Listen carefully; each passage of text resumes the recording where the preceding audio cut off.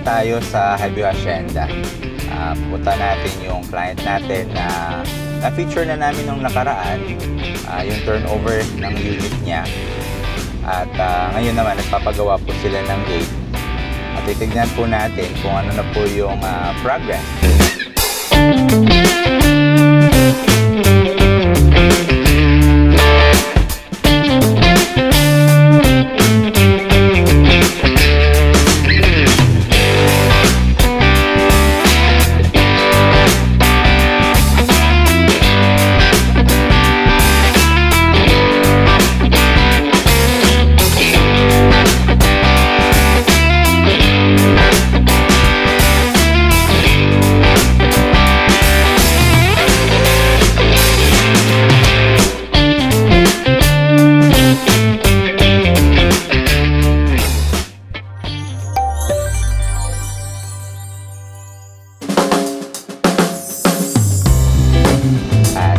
Excited po sila dahil nanonood po sila sa atin ngayon, ano?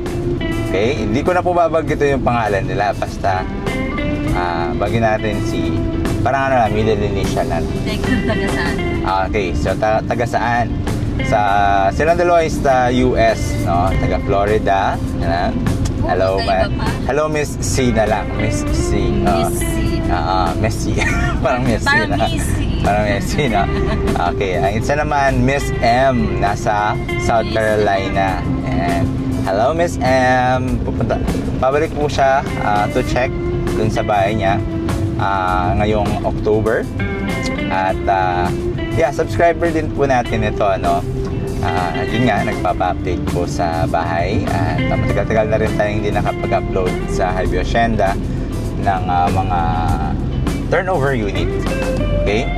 Kung kayo may naghahanap ng mga bungalow house, parang mga ano lang ba ito, mga start-up or retirement, napaka-affordable lang niya sa ganitong size, no? So, nasa range po natin is 1.7 to 1.8, depende yan sa lot area. So, may mga available pa po tayo. At syempre, Ate Mitch, more! Syempre, alam nyo na guys, pag punch list ang pag-uusapan or checking the house, hindi pwedeng kasama ko tawag ko na sa kanya, ano hindi na Michelle Miss Michelle. Miss Punch List.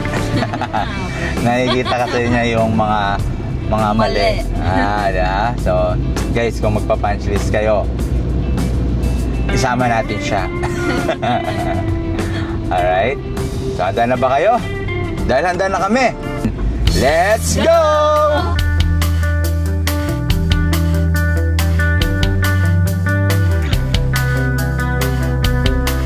Guys, isa sa mga maganda dito sa Highview Hacienda, very accessible siya sa NLEX. Ayan, oh.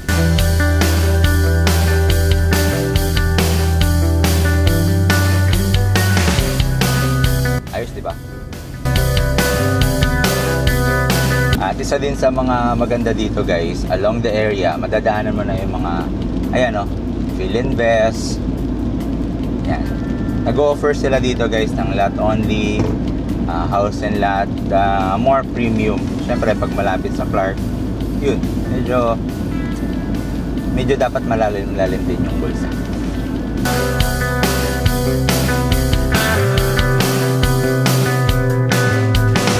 Ito pa yung office namin guys. Yan. Rashan. Hello, good morning everyone. I'm living home. Oh, diba? Napaka-accommodating. Let's continue. Meron din tayo dito yung offer na SMDC. Ayan lang oh. Likod lang ng office kung gusto nyo ng mga paupahan, gusto nyo ng Airbnb. Sikat po yung SMDC dyan at napaka-strategic po yung location niya. At syempre yung future development. Pag malapit sa Clark, meaning malapit sa income. Let's go!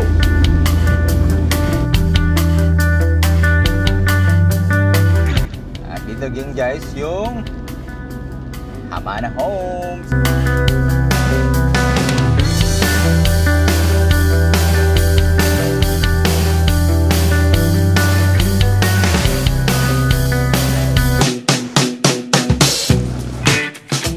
Guys, so nandito tayo sa frontage or entrance ng Highway Hacienda. Makikita po ninyo. Continuous raining po, pero yung ulan, ayan, flood free po tayo dito. So meron po tayong mga toda dyan. And around this area po, meron po tayong, kumbaga, kung gusto nyo sumakay ng jeep, ayan, dito po yung sakayan ng jeep.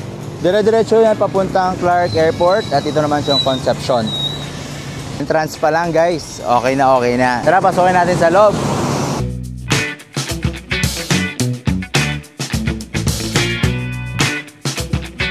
Meron tayong CCTV 24/7 po yan at meron din tayong, uy, yun si Bliss Living oh. Bliss Living. Hi ka sa vlog ko.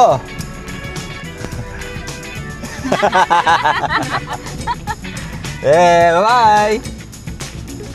So, yun po si Bliss Living, nagre-reserve po. Doon po yung office natin.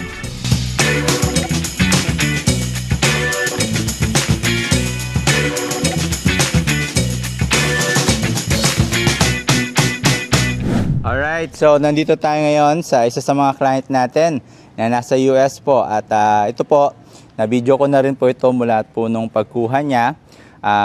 Yung client po natin, si Miss M, ayan, uwi po siya, I think this October. So, silipin po natin yung kanyang pinagawang fence and gate. Kasi una po nating na-interview yung isang client natin dito, no? Na nagpagawa din ng kanyang fence and gate. At kung nakikita po ninyo, halos parang magkamukha siya, di ba? Pero mas upgraded po ito. At kasama po natin ngayon si Kuya Erwin. Ayan. Siya po yung nagpagawa or gumagawa po dito ng ayan, no, ng fence and gate ng ating client na si Miss M. At I think masaya siya ngayon, no, dahil pag-uwi niya dito, safe na safe siya. Mang Erwin, ano po yung ginawa natin dito, Mang Erwin? Ano yung materials yung ginawa natin diyan? Yung stainless, sir, stainless steel, tsaka yung mga yung yero, yung tiles, tsaka yun, yung lahat ng gamit sa concrete. Right. Tapos ang kagandahan nito guys, ginamit or pinili po ng ating client is stainless na. Bakit po kaya? Palagay niya. Anong meron? Yung sir, kasi yung pinakamakapal, pinili nila yung makapal at saka para hindi nakakalawangin daw, hindi na kailangan yung pintura, para yan, lifetime na. Lifetime na po siya. Kasi yung client natin, alam nyo pa, itong bahay po niya, uwian lang po niya ito kapag nag-winter doon sa US, ano? Pag nananakit yung mga tuhod, di ba? Hindi natin, umuwi po siya dito sa Pinas. So, silipin po natin kung ano pa po yung pinagawa niya dito sa loob. Yes, sir. Yes, tara. Kung magpapagawa po kayo ha, flash po natin yung number, no? Dito ni Kuya Erwin. Okay. So, dito, pan-entering po. Ano pong tiles po ito, Kuya Erwin, yung ginamit nyo dito? Anong size? 40 by 40, sir. 40 by 40. Oh, 40 by 40. Tapos mayroon siyang flash out, no? Oh, sir. Tama ba? Tama ba yung term ko? Clean out. Yan. Clean out. Kasi parang maintenance free po talaga yung gustong mangyari ng ating client dahil yun nga, uuwian lang niya to I think once a year or kung kailan man yung gustuhin niya. Yung ating client ay ano po siya, no? Retired na siya. So, anytime pabalik siya po doon. Pag na-miss niya yung Pilipinas, dito po siya. Diba?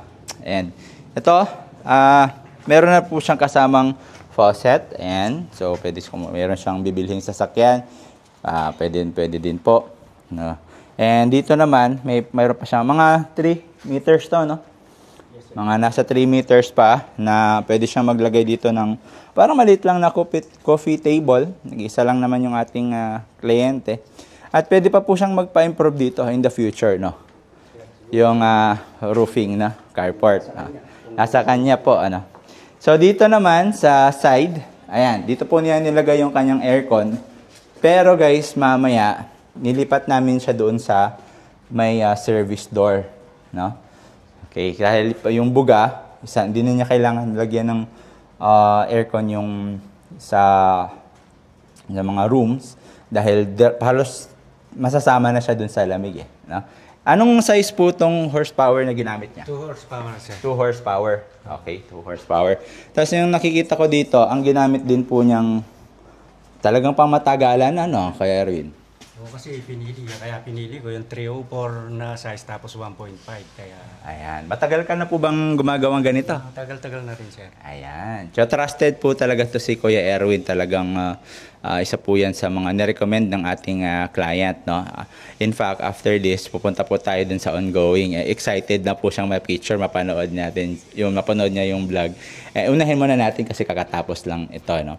So, lahat po, meron pong yung grills. Ayan. Ito, 304. Screen door, sir. Nagpalagay Okay, din siya. yung screen door. Ayan, ito guys. Para magkaroon po kayo ng idea, maganda po ito kapag halimbawa, for safety na rin. Although ako, wala ako gate, okay naman. Pero parang panatag ka sa loob. No? May lock din yung screen door, sir. Yes, ito yung sabi ko, yung para sa amin. Yung nga lang, mas upgraded yun sa kanya. May lock na. No? Ngayon, yung dito naman, mayroon ako nakita dito, yung 2 meters na setback. Ayan. Kuya Erwin, halika. Explain natin to. Anong ginawa mo dito sa area na to? Parang napaka-slick, napaka-ganda. Sige, dito tayo. Ayan. Kasi, sir, ito dapat dito siya nakalagay. Kaso, pag marami pang sikasuhin na dito, bawal yatang Bawal pa to. Okay. dito. Yes. Kahit naka-purpose dito yan, dyan na namin inilagay. Alright. So dito guys, kung makikita po ninyo, ito pong wall na to is firewall po nung katabing bahay. So bawal po kasi mag-attach dito. Not unless po guys, kung kayo po ay magpapalagay ng babakuran nyo siya, no? Double walling, pwede ka na kayo mag-attach. Pero sa ganitong, depende sa usage mo, no? Sa kanya naman, okay lang naman, wala naman siyang babaguhin, hindi naman siya mag-attach. Okay din yung ganito, yung parang yung hangin, presko pa rin siya. Tsaka maliwanag, tsaka hindi malamok. Maliwanag sa loob, no? At meron pa po siyang mga screen door na ganito. Ayan, no? Ayan. Parang medyo malinis po yung pagkagawa. Pero ibabapping pa po ninyo ito, no? Papabapping pa.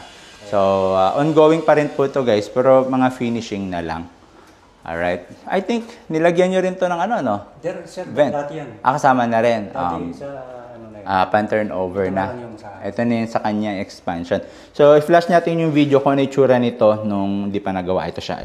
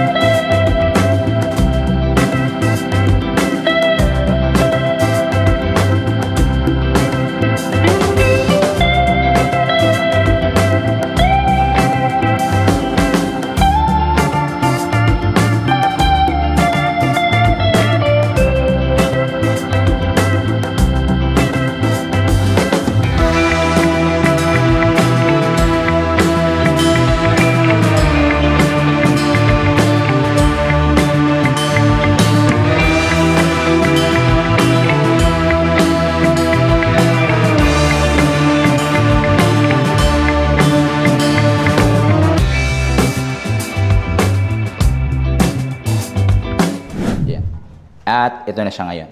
O, di ba? Ganda. So, ngayon, umpisa natin sa harap. Sa harap. Sige. Umpisa natin sa harap. Napakaliwanag, no? Siguro maganda dito, at suggest ko kay ma'am, yung parang acrylic lang, no? Pa rin, maliwanag pa rin. Yan. Sige, pasok po tayo. Yan. Ayan. Okay. May ilaw na po. Ay, wala pang mga bulb, no? Sige. Siya daw ang bibili Siya po yung bibili ng mga ilaw. ilaw. Oo. Okay. Kaya Erwin, ano po ba yung ginawa nyo dito? Parang additional lang. Yung sir, ano lang, yung mga blinds. Yung mga blinds. Saan nyo po nabili yung mga blinds? Sa Concepcion, sir, pero kilala ni Ma'am Marie. Tapos sila na... actually, ako ang nakahanap doon. Hindi ko alam na magkakilala pala sila. Magpinsan yata. Kaya sila na lang ang parang nag-negotiate sa price. Ganun. Alright. So, ayan guys. So, kung kukunin kasi yung sizes niyan. Tsaka medyo matibay itong ganitong klase. Okay? And, yan. As wala naman masyado pinagbago dito. Ito guys. Ayan. Sa aircon. So, kung mag-isip kayo guys kung saan, sa akin kasi dito ko nilagay sa kabila. Ayan. Pag ganyan. Yun nga lang, kagandahan po ng ganitong area, no? Is, diretso na siya sa mga rooms natin. Okay? And 2 horsepower, kaya-kaya na niya palamigin yung area na yan. And, yan. Meron po tayong breaker dito. Ayan. Then, diretso po doon sa, ayan. Tawag nito, yung breaker. Yung rod ng shower curtain niya. Alright. So, and guys, dito tayo sa, ayan, bathroom. Ito yung additional.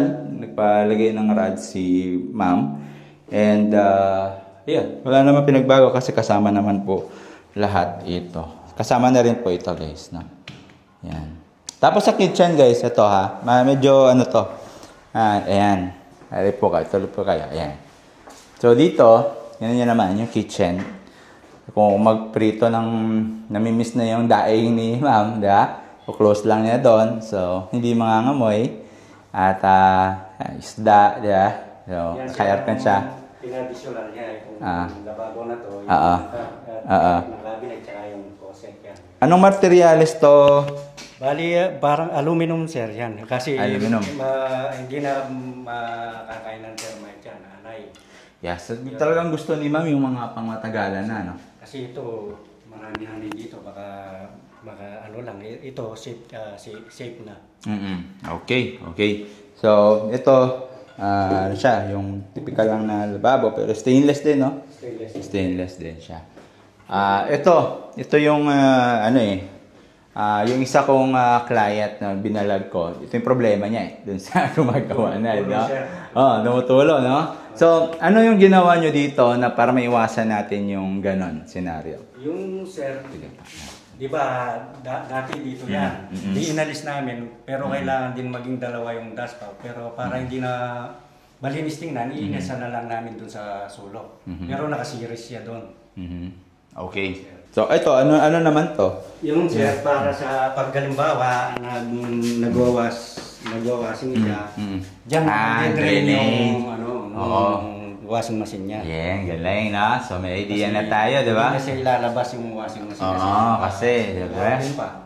Bubuhatin pa. So, dito yung washing ni ma'am, tapos may drainage na. Take note nyo dyan, guys, ha? Paggawa na kayo kay Kuya Erwin, at least meron na siyang dito. Na? Si father ko kasi, guys, medyo busy, kaya nasa siya. So, ayun. Ano to? Naka-stainless din. Ayan, naka-stainless din. Ito sir, kasama rin sa visual yung dalawang ilaw. Okay. So, ayan. I think di natin inon yung breaker doon. Okay. So, maliwanag siya. Di makakapasok yung lamok kasi may screen. Tsaka, ito din. May lock. Safe na safe. Safe na safe siya. Punta natin yung kwarto. Ayan. Alright. Ayan. Shout out, ma'am. So, see you, I think, October. Di pa sure yung October, no? Okay. Nakabili ka naman ng ticket. Ito, guys, additional lang naman niya ay ito. Itong, yung, tawag nito, yung curtain. Tapos, meron na siyang, ito. Meron pa siyang additional, no? Screen. Double screen, no? Okay. So, para may, hindi agad ito mabutas. Okay. Alright. So, added added tibay. Okay, dito naman sa master bedroom. Okay. Yan. Right. Maganda siya. Maganda. So, ito, additional. So, hindi na si ma'am, bubuksan na lang yung aircon. Ay, yung door. Okay na yung aircon. Okay. Ayan, natapos na natin yung na house tour. Unit ng client natin. Ngayon, ano pa ba yung mga i-additional nito, Kuya Erwin? Solar lamp yun. Yung solar lamp. Para so, dito pagka- yun, lalagay. Yung isa siguro doon, sir, yung isa dito. So, para talagang automatic na lang siya, no? Kahit walang tao, may sisindi ng kusa yung maliwanag paggabi. Oo, tama-tama. Okay. At ano pa yung additional niya na ano? Siguro, sir, yun na lahat. Yun na lahat. Ayun na lang, no? Bali, cleaning na lang sa... Madali sa- lang to. Cleaning sir, to. yun na Ano mo lang to siguro. ng tubig, ganyan. Para may turnover na yung susi. Yes. Finish, nadan ko na yung ano ko, yung Right. trabaho ko. Alright. So, ayan guys, no? After this, yung magbabantay po natin guys dito, yours truly. So, tagabantay po tayo ng mga ano dito guys, no? Cleaning, ganyan. So, bukas, turnover na dito, no? Yes, ng ano, Pagka sa kanya. nabili ko yung ano, tsaka yung hydraulic nung Hydraulic. kitchen, yung screen door nung kitchen, Hydraulic hydraulic na lang yung yung kulang. And by yan. Saturday, bukas, ito turn over na sa atin yung key ni sir, yung mga additional feature dito. So, again, Kuya Erwin, pag-promote, anong number mo? Tawagan para matawagan ka nila? 0912-1261-651. Ayan, okay. So, yan po yung number, pa-flash ko sa screen or you can contact me para mag-guide kita kung ano. Kasi before namin in-start to, guys, hindi kasi basta-basta mag-start din dito. May mga permits, mga kailangan nating design na kasi may cash band. So, para makuha mo yung cash band mo. So, for more details on that, gagawa na lang natin siya ng separate video. Alright, guys. So, yun na muna. Puntahan natin yung isa na ongoing, yung naging friendship na sila ni Miss C naman. C na lang natin. Ayaw niya magpapanggit ka, mama. So, puntahan na natin doon.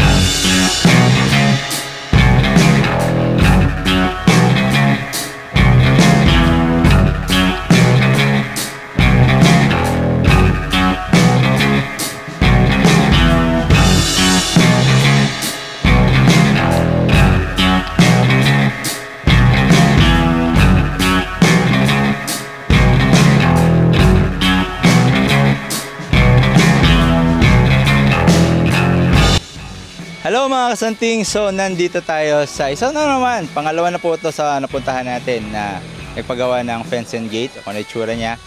Same pa rin, dito po yung ating gumagawa. Ayan, hello po. Hello, sir. Classmate po. Shout out Miss C. Sino yung papangalan natin, ano? Ang nakuha po niya dito, ang purpose niya is ganun din dun sa napuntahan natin kay Miss M, no? Ano lang po ito, parang tambayan lang nila. Pero hindi pa po siya retire. Di ba? Hindi siya retire. At check po natin. Ongoing pa lang po ito, ha. Meron pa po tayo makikita ng mga bakal-bakal sa loob. Itutour po natin kasi iba yung orientation. Mas malaki po ito yung lot area niya. 80 square meter. Pero nasa perimeter din po ito. Wala po din siya katalikuran sa kabila. Tingnan niyo po yung harap niya. Ayan. Ganyan siya. Diba? So, yan. Alright?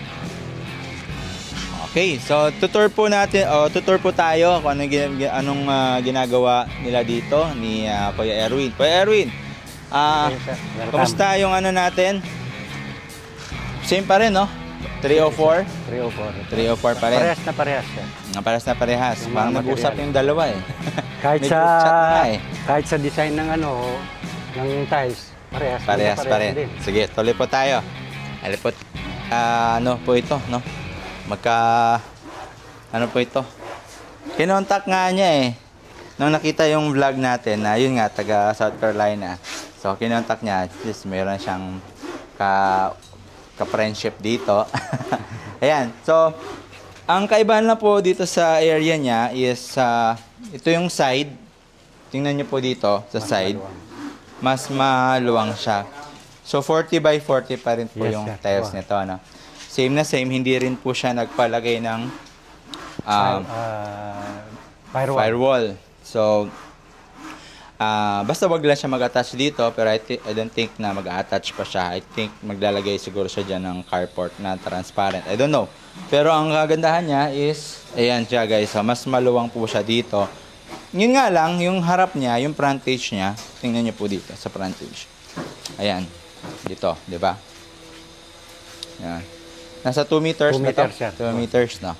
So, sa kay Miss M, 3. yun yung malaki, 3 meters. So, napunta dito halos. Ayan. So, same pa rin po.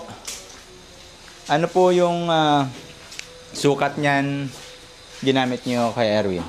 Yung tubular ba yan? Stainless din. Stainless, 304 din sir, tsaka 1.5. 1.5 yung thickness niya. Ayan. So, ongoing. So, ganyan yung pagkagawa. Tingnan natin. Shoutout po kayo. Ayan, mga ano po yan? Kaibigan ko. Kasi, kaibigan. kasama sa trabaho. Ayan, sama sa trabaho. Ayan. Okay. Pangailan po kayo nagtatrabaho dito? Dati sir, 4. Minsan nagiging 5 pag kinailangan. Okay. Pero ngayon, 3 na lang kami. Kasi pa-finish na. Pa-finish naman, ano. Okay. Alright, so pasok tayo dun sa loob. Medyo, dami pang kalat, medyo sir. maraming Pasensya kalat, na. ha. Okay lang yun. Halos same lang naman to dun sa loob, eh. Ayan. Pero at least alam natin yung ginagawa nila. Ayan, that's good, no? Good to, nagawa mo to, Para Kuya Erwin. maiwasan Tingnan yung magasgasan yung ano. Tingnan nyo naman, guys, Yan, iniisip talaga kung, hindi magasgasan.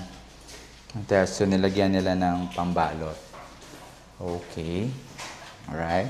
So, same pa rin. Marami pang lilinisin dito, no? Pero mga ilang months? Siguro sir, halos 2 weeks. 2 weeks na lang.